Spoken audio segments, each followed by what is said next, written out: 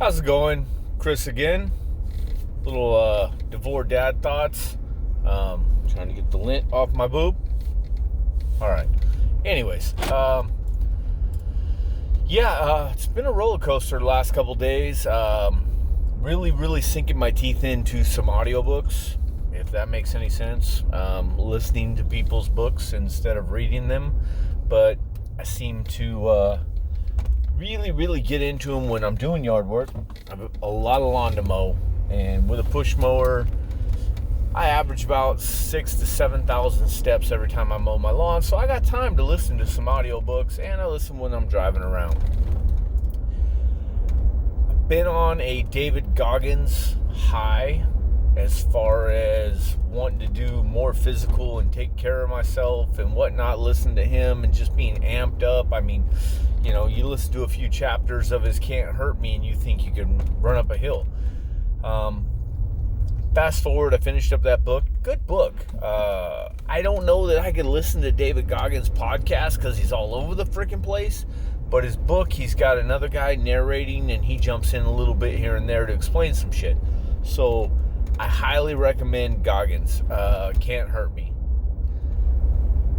Fast forward, finished that book. I've been on a Matthew McConaughey high.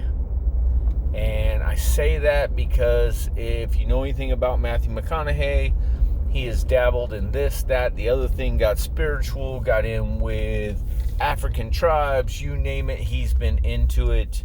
And he reminds me, not him physically, but a little bit, but for the most part, everything he says and every little quip that he has or piece of wisdom or inside knowledge and just the way he delivers his speech is my dad. I am just blown away. I'm listening to Greenlight by Matthew McConaughey, and Matthew McConaughey narrates it, and the whole way through, I'm just going, oh my God, this is my dad. Every crazy story is my dad. To the point where I messaged all my siblings and asked them if they'd read it or listened to it, and I dared them to not think of our dad while they were listening to it. And my oldest little sister, if you're following that, my oldest little sister responds back. She goes, I listened to it and I liked it, but I didn't think of Dad till just now, and I didn't see that. So I responded, am I crazy? And to which she goes, no, I definitely see the connection now. It's all over the board, and I highly recommend, if you want to read it, but listening to it was just, I couldn't get enough. Yeah, it's Matthew McConaughey. All right. You can't get enough of that. And so I've got this little semi-spiritual, want to be an author, embrace my writing skills, want to run up a hill kind of high going on. And at the same time, 2 nights ago, I completely sabotaged myself. I mean, to the point where, because of my anger and because of my inability to control that anger and use my words, use your words, can't do it.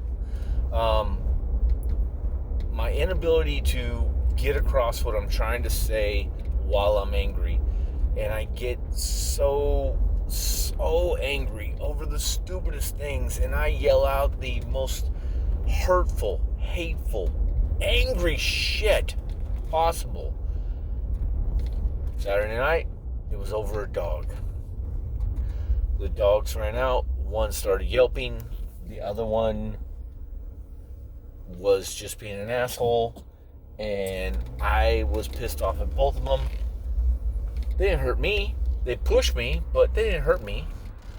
But I was pissed because one of them got hurt, and I take everything out on the younger one. I say the little one, but she's freaking 100 pounds. She's a 100-pound tank. The big one, he's lost some weight. He's only like 130. which is a little scary because he's usually like 145.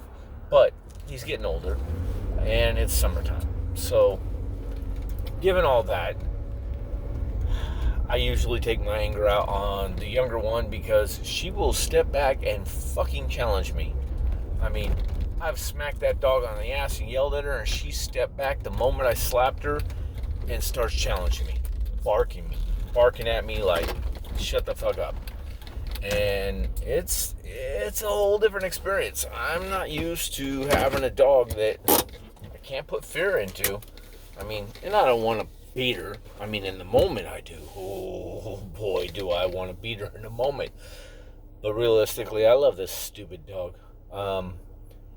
Not as much as I love my Malamute, but I do love this dog. My temper is ridiculous. I can't control it. I become a ugly, ugly monster that I don't want to be. I absolutely hate. I grew up listening to people being mad and yelling, and I knew they were yelling at themselves or mad at themselves, but you could feel it. The tension, it makes your chest tight. It makes you worried about what's going to set somebody off next. That's exactly what I did to my wife. I get so angry, and in my mind, it's my wife. She knows me. She'll put up with it. No one should put up with me yelling. No one should have to endure that.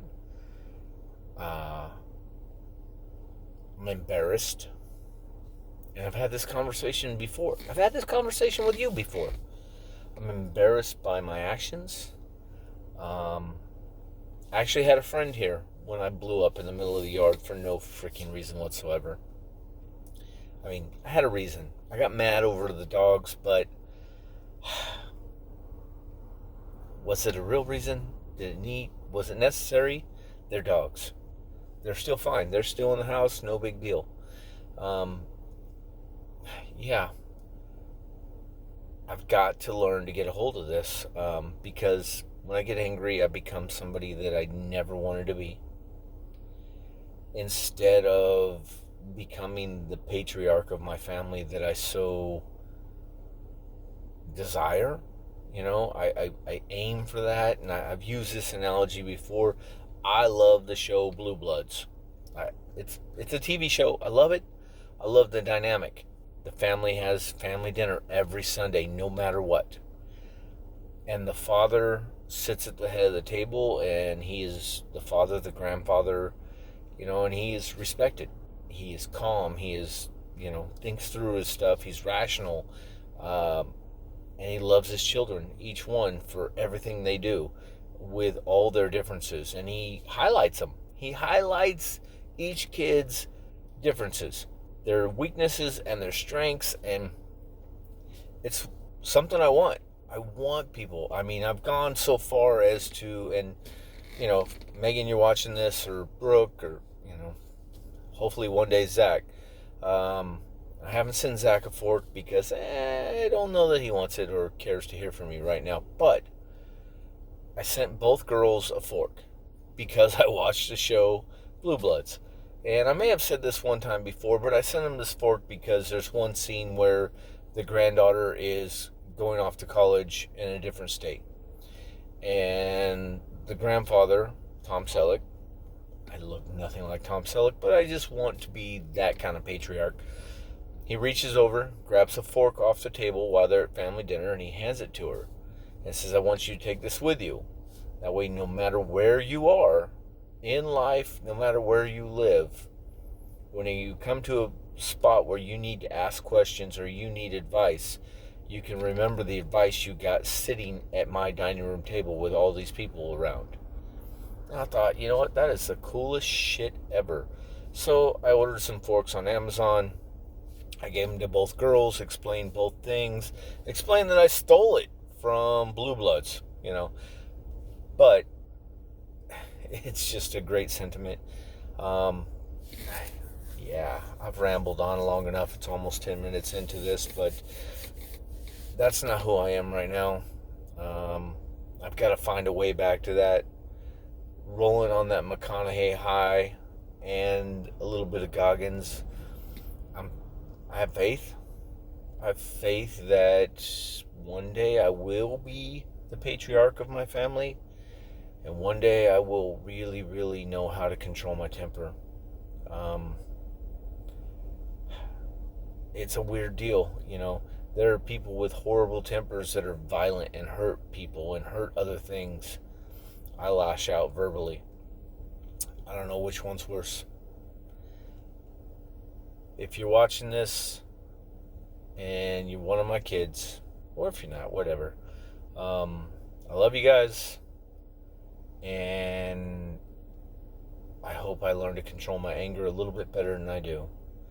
You know, when it rears its ugly head and it's weakly, it's too much. Sometimes you gotta be angry. Sometimes you gotta let it out. Weakly, it's too much. I'm learning to, I'm not learning. I'm going to learn. I'm trying to learn how to leave work stress at work, come home, and let everything just be life. And like the McConaughey book ends up saying, you got to keep living, keep on living. And that's what I'm going to do. Maybe I'll get there. All right. Love your kids. Squeeze them. Give them kisses. Tell them you love them. Embarrass the shit out of them any chance you get when they're younger. Have a good night.